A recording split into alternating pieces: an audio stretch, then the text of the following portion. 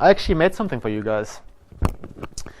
And yeah, I just love it, and I hope you love it as well. You just pick one. I start right here. Yeah, whatever you think. Oh, you got my favorite. Actually, I have lots of favorites. There you go, Michelle. Amazing. Ah. Tracy. Giovanna. Oh. Yeah. Oh, yes. There you go. Alicia, I just made something for you guys. Thank you. Yeah, pleasure. Thank you. There you go. There you go. I don't know, it's,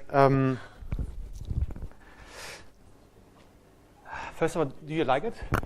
You enjoy it? That's beautiful.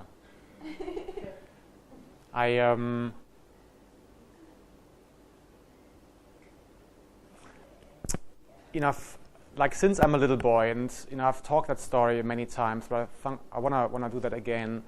I've always I got bullied a lot at school to start up with. My red hair, was something people didn't quite enjoy. And since I'm a little boy, I've always seen the world in a different light. Walked around and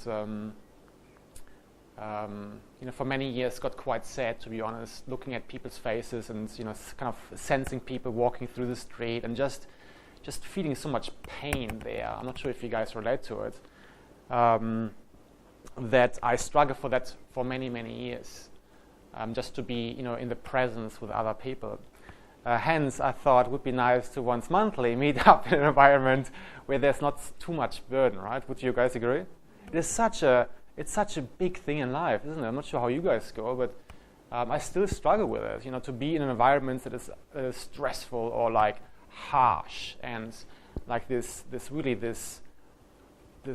energy where you just think, whoa, let's just live life a little bit, right? And I think these quotes are just something really dear to my heart that has actually helped me over the years to just stay kind of aligned a bit to what I wanted in my life to kind of be next, if this makes sense, just to have something to hold on to. And we all need that, or we all need that sometimes, right? We all sometimes probably get caught up in life and we just don't quite know where we're at. And I think to have those little holding blocks, like our gathering today, like little quote, I think it has helped me for sure, and it still does. It still does. But this 4-year-old me, and I'm going to go into in a second actually what we're going to do today, which I was really kind of looking forward to. Usually I have actually no idea usually what I'm talking about. In fact, last time I was sitting, I would sit right before you when Paris was here as well and a few others, and I was like, I have no idea what I'm talking about. And that is quite exciting. This time around, things came to me 2 weeks ago, which is really beautiful. So I'm kind of really looking forward to go through really some extraordinary things that I just realized and have lived by over the years. To me as a person, I have been somebody for many years that was on a big search. I didn't know what that search was. And I see probably Giovanna in a second crying. That's okay. But I love it. And it's beautiful. It really is. I might cry with you. And I have been on this search for something, and I didn't know what that search even was. I didn't know the questions. I didn't know the question to it. I just knew, man, this living here, the way I sense people, and the way I see people, it feels off. It just really does feel off, right? And I'm like, there must be more to it. And probably you the reason why you're here is because you can relate to what I'm talking about, right? if you have a butcher here, would say, "Oh, mate, what's going on?" I have no freaking idea what you're talking about, but you get the idea, right? So I was on a search for something that I had no idea what the question to was, which is a paradox itself, right? And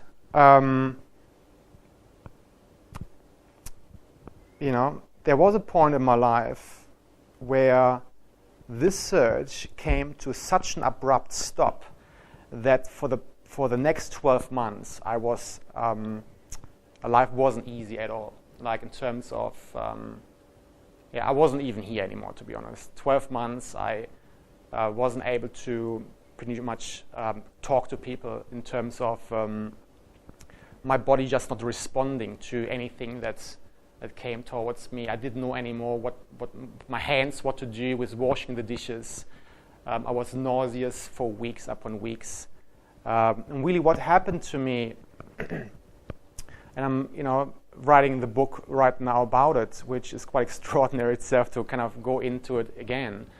But this search came to such an abrupt stop that I suddenly looked at the world from a very different angle and suddenly saw the lies, pretty much. I have been lying, I've been lying to myself for so many years without knowing me, of course. I mean, we all try our very best, right? Every moment, every day, we try our very best, whatever that means. If we are sick, if we're healthy, it's just the level to the degree to which we try our very best to live life by. Would that be cool to say? Would that be fair to say? And I was pretty much sitting in my bathtub, and this may, pushes some people off the chair or, causes you to walk out of the room. I'm fine with that in a way, but it's just my life.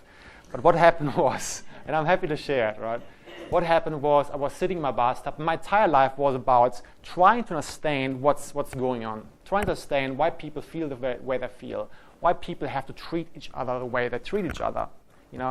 If you look at politics, look at wars and violence and all that stuff, I never really understood the whole concept of it, to be honest. In Paris, you probably just can relate to it, and a lot of other people here as well. I just want to pick Paris because we have connected a little bit deep, more in depth than other people.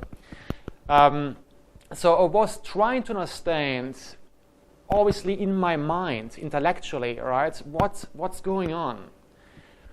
And I thought I have a pretty good grip on it in terms of understanding how life has to be lived to just, to feel the way you want to feel about yourself in terms of being fulfilled and happy.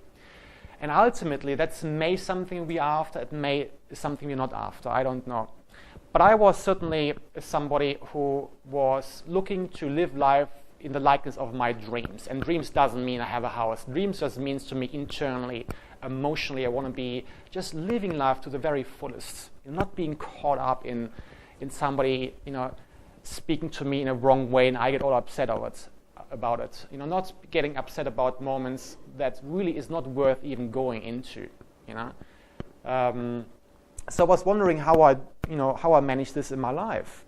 And I wasn't doing that well to start up with, especially if it comes to high school times. And I was pretty much struggling. I didn't know, how to even to express myself. To say to somebody, well, the way you just said that is a bit strange to me, and I feel really odd about it. And people just would look at me and say, "You're an idiot, man." All right? And I was like, "Okay, thanks." But really, over the years, going on for pretty much 2 decades, being on that search and just trying intellectually to understand the universe pretty much. I felt like I've just discovered it all. I just went from the left outer universe corner to the freaking right and up and down. Does this make sense? You're just trying to understand why people act the way they do. You may be not quite satisfied the way you respond to somebody who wasn't quite as nice to you. You would have wished to have been connected or have been responding to that person a bit more in a kind way, and you were a bit on, right, in that moment. And I was anyway trying to figure things out, and eventually I was sitting in my bathtub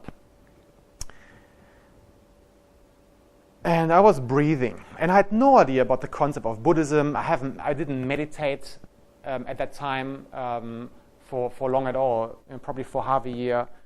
I haven't I didn't read much about in the past, about Buddhism and awakenings and all that stuff.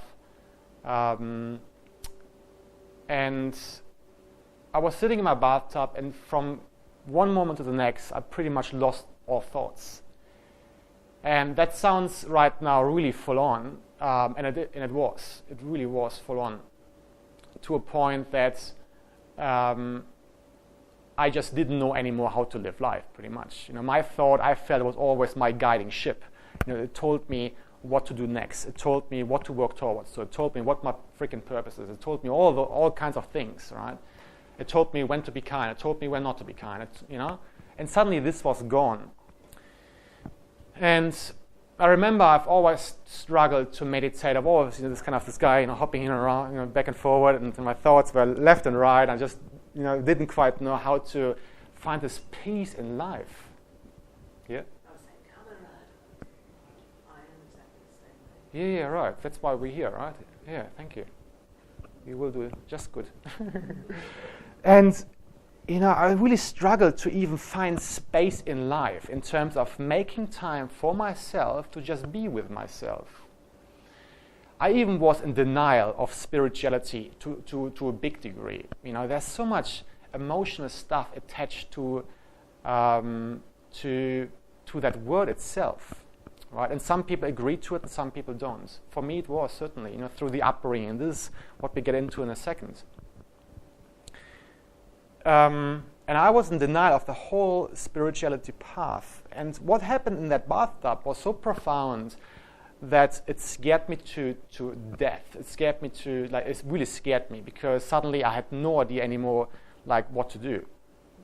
This was this empty thing up here, and I just saw things, and I just didn't know anymore what to do with it. There was nothing anymore to do with me in my life, pretty much, right? And I remember that evening going out with the car, and I had at that time a good friend that was of big support for me. And you can imagine that you can't just go to the doctor and say, I freaking lost my thoughts. All right, I don't feel well, and can you give me some sort of things, right? I don't feel great, right? The problem, the contradiction in that moment was, guys, that I have experienced a peace and joy and a spacious being like I've never felt before. And at the same time, I was scared to death. And you can imagine how that works, right? It's really not nice. And I'll tell you in a second as well why that is. And what we are here for today, and what I thought sharing with you, is just my way of living at the moment and nowadays, and my way of silencing the mind, pretty much. I know that a lot of people who are here right now, you do practice already meditation, and I know that you do consciously make time for yourself, and that is beautiful. How many people do not even do that? They die one day, guys, literally, with the realization, laying on their deathbed, that they really have not made much time for themselves, to really be with themselves. They were hassling after the next shiny object all life long. And we're looking in the corporate world in particular, all KPIs and goals. And I'm not sure who is in the corporate world, but I worked for Sony for many years. And I was like, okay, guys, there's something not quite right here, right? And people one day will be laying on their deathbed realizing that the only thing that they should have done is, just for 1 minute, freaking stop. Just stop. Just stop everything. Not needing to do anything, really. And later on, after I've experienced these moments, and there's more to it. 2 weeks after, there was even a bigger thing, which really was full on. And I'm ready now to share these experiences with these people, and I feel very compelled to do that because it's not spoken enough about. I really feel that to be very true.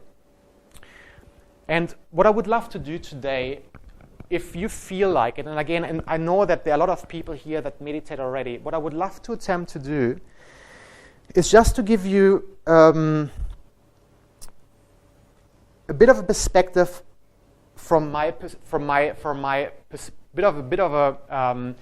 I would love to share with you just the way I see it. Would that be fair? Would that be cool to say? Would that be okay? Yeah.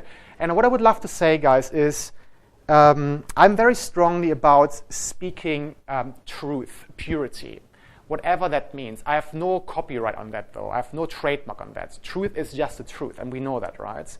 So what I do is, and some people get confused with saying, I'm sharing my truth. What I mean with that is I'm sharing what I came to know to be true. I'm just so convicted by it, and I so know that to be true that it's just my truth. My truth is the same truth, and you all have access to. Right? Does this make sense? And that's really important to understand. So